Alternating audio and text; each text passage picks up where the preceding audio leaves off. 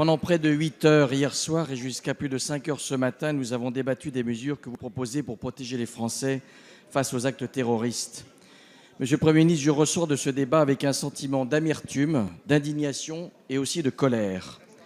Au-delà de votre posture, de votre ton martial, de vos coups de sang, de votre assurance qui confine à l'arrogance, pas le début de commencement de mea culpa de votre part, de celle du président de la République ou de votre ministre de l'Intérieur. Pas une fois, vous n'avez eu le moindre regret pour des mesures que vous n'auriez pas prises et qui auraient pu limiter, prévenir ou empêcher le drame de Nice. Que proposez-vous aux Français pour les protéger aujourd'hui en dehors de la prolongation de l'état d'urgence? Rien.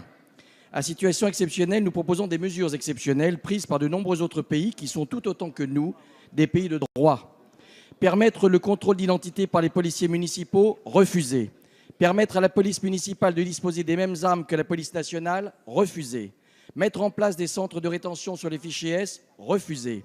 Expulser de notre territoire national les étrangers condamnés? Refusé. Supprimer toute prestation sociale à un terroriste et sa famille? Refusé.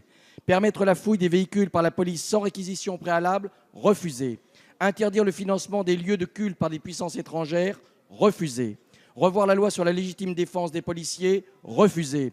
Fermer les mosquées salafistes ou prêchant la haine? Refusé. Allonger la durée d'assignation à résidence? Refusé. Interdire le retour sur le territoire national de djihadistes binationaux partis à l'étranger semés la mort? Refusé. Supprimer l'automaticité de réduction de peine pour les personnes condamnées pour terrorisme? Refusé. Réorienter notre politique pour lutter avec la Russie contre l'État islamique? Refusé. Monsieur le Premier ministre, il y a dans le pays une colère qui monte. Entendez-la et agissez. La parole est à Monsieur le Premier ministre Manuel Valls. Monsieur le député Yves Nicolin, non. Non. Vous pouvez penser, je l'ai dit hier d'ailleurs, à la tribune en présentant la prolongation de l'état d'urgence.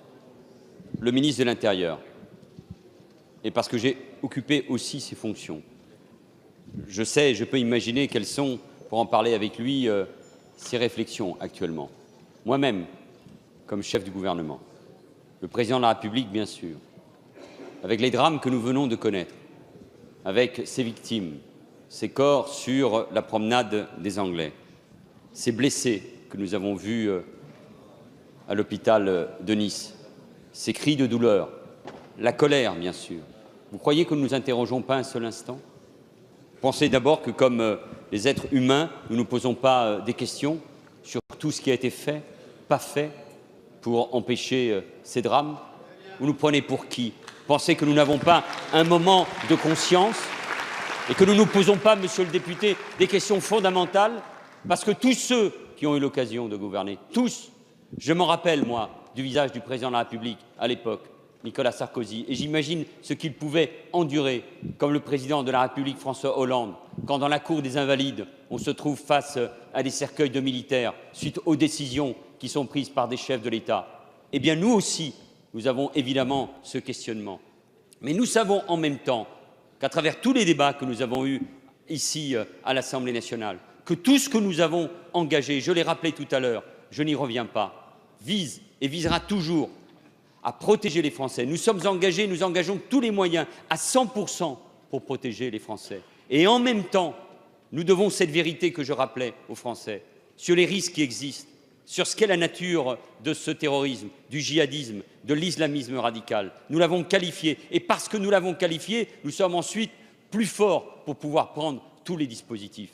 Il y a un débat, il est légitime dans le pays et je pourrais, monsieur le député, je l'ai fait d'ailleurs hier, et d'une certaine manière, les uns et les autres, nous pouvons céder à cette facilité. Mais c'est aussi un devoir d'exigence et de vérité.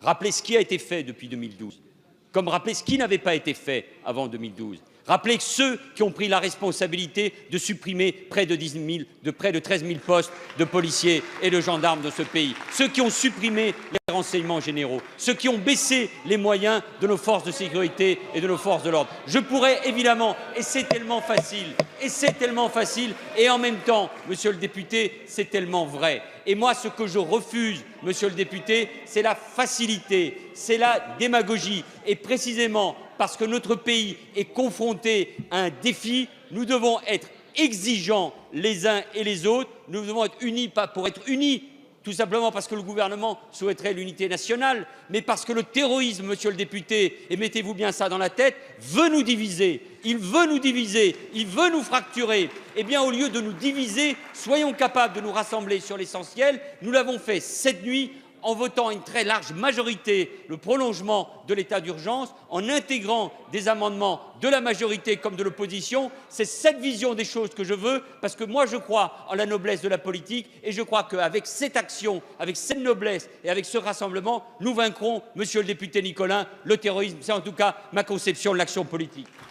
Merci, monsieur le Premier ministre.